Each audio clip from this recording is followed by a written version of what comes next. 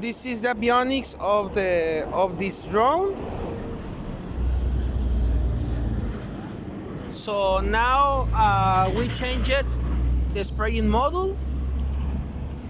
This is our spraying model. This is the client spraying model.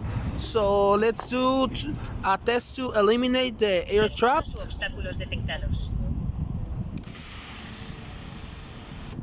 As we see, it's spraying. Now we're gonna try to spray. If we see, now the drone is spraying.